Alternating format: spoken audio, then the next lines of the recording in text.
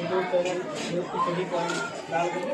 आप सभी का स्वागत है। जैसा कि हमारा टॉपिक में चल रहा है प्रदूषण से वायु प्रदूषण मतलब बहुत ही इम्पोर्टेंट होते हैं एग्जाम से परीक्षा की दृष्टि से बहुत ही इम्पोर्टेंट होता है। इसमें हमने लगभग 4-5 प्रदूषण पे हमने यहाँ पे कुछ बातें लिखी हैं, उनको ध्यान दीजिएगा।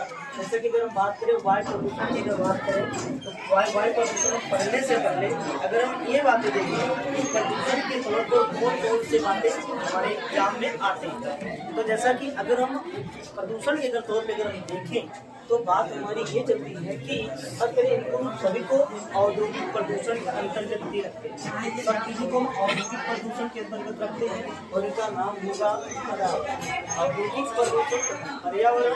इसके तहत हम ये देखेंगे कि औद्योगिक प्रदूषण जो होता है एक तो वायु प्रदूषण के माध्यम से फैलता है और एक जल प्रदूषण के माध्यम से फैलता है और एक आपका मृदा अर्थात सोइल हो गया, मिट्टी हो गई, तो उसमें भी क्या होता है उसके द्वारा भी प्रदूषण फैलता है। और अर्थात देखें तो ध्वनि प्रदूषण भी फैलता है, एक प्रकार का ध्वनि प्रदूषण भी होता है। उसके बाद एक विद्युत अर्थात इलेक्ट्रिक विद्युत इसके माध्यम से भी क्या हो प्रदूषण फैलता है। जैसे अगर इनके माध्यम से अगर हम देखें और एक इम्पॉर्टेंट पॉइंट होता है कि वायु प्रदूषण का हम ये सब प्रदूषण अगर हो रहे हैं तो किन माध्यमों द्वारा हो रहे हैं, उनके अंदर में कौन किन किन टॉपिकों को कवर करना चाहिए। तो देखते हैं सबसे पहले अगर वायु प्रदूषण की अगर हम बात करते हैं तो वायु प्रदूषण एग्जाम बेस से कई बार एग्जाम में लगभग 2 से 3 बार बोर्ड एग्जाम में यूपी बोर्ड और एग्जाम क्लास 10 में पूछा गया होगा क्वेश्चन। इसके अंदर वायु प्रदूषण के अंदर सबसे पहले वायु प्रदूषण सामान्य परिचय जानेंगे कि आखिरकार वायु प्रदूषण होता क्या, इसके बारे में बेसिक जानकारी हमें पता होना चाहिए कि वायु प्रदूषण क्या है। उसके बाद एक दूसरी हेडिंग हमारी लिखनी चाहिए कि वायु प्रदूषण के स्रोत अर्थात वायु प्रदूषण के कौन कौन से स्रोत हैं, किन किन स्रोतों के माध्यम से वायु प्रदूषण फैलता है। लगभग इस पर आपको 2-3 बातें लगभग आधे से 1.5 पन्ने 1 पन्ने आपको लिखी। उसके बाद फिर आते हैं वायु प्रदूषण का प्रभाव, मतलब वायु प्रदूषण की मतलब किन किन चीजों पर इसका प्रभाव पड़ता है। अगर वायु प्रदूषण आ गया तो किन किन चीजों पर इसका प्रभाव पड़ेगा। और चौथी बात अगर देखें वायु प्रदूषण का मानव जीवन पर क्या प्रभाव पड़ता है। वायु प्रदूषण तो हो रहे हैं लेकिन उनका मानव जीवन पर क्या प्रभाव पड़ रहा है, इस बात को हमें देखना, इस बात के बारे में लिखना। उसके बाद देखें तो हरितगिरी, जैसे हमने आपको पढ़ाया था कि हरित क्रांति के जनक MS स्वामीनाथन जी हैं, जिनके माध्यम से हुआ क्या था, लोगों को कृषि के बारे में जागरूक किया गया था। तो अगर ये देखा जाए कि हरितगृह का मतलब होता है कि कृषि पर इसका क्या प्रभाव पड़ेगा, वायु प्रदूषण अगर हद से ज्यादा फैल जाएगा तो इसका कृषि पे क्या प्रभाव पड़ेगा। जैसे एक एग्जांपल लेके हम बता दे रहे हैं, ऐसे लोग क्या करते हैं, अभी हाल देखो बहुत ज्यादा ही पराली जलाते हैं, मतलब खेतों में पैरा फूंक देते हैं, जला देते हैं, तो क्या उससे क्या होता है वायु प्रदूषण निकलता है। और वायु प्रदूषण जो निकलता है जिस मिट्टी पे क्या करते हैं वो जलाते हैं, वहाँ के जितने भी कीड़े मकोड़े होते हैं जो मतलब उपज करते हैं, जो अनाज पैदा करते हैं, वो जल जाते हैं और मर जाते हैं।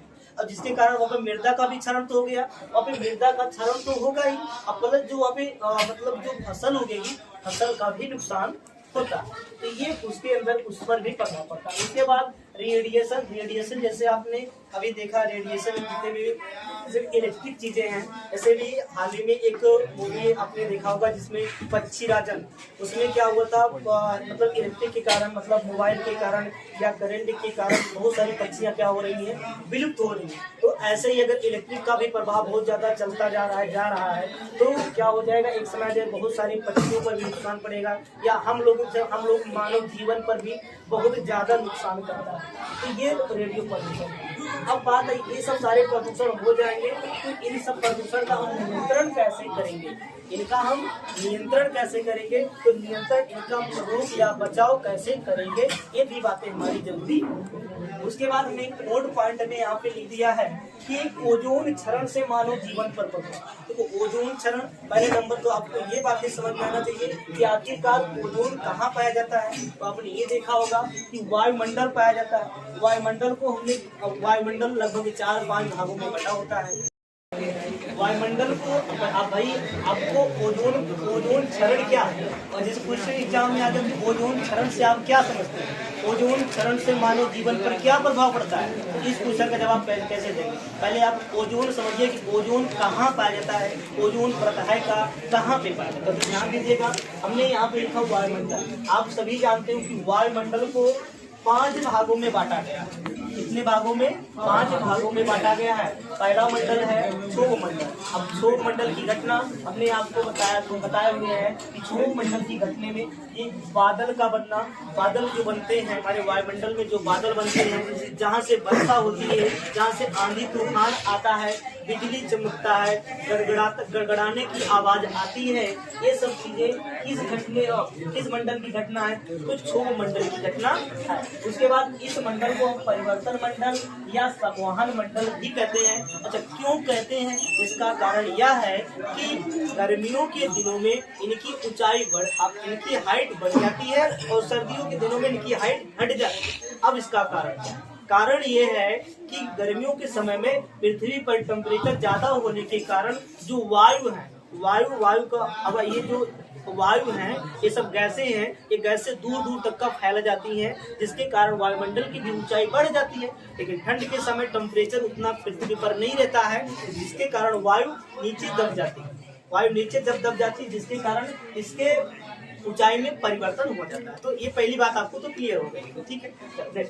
अगला चलते हैं हम समताप।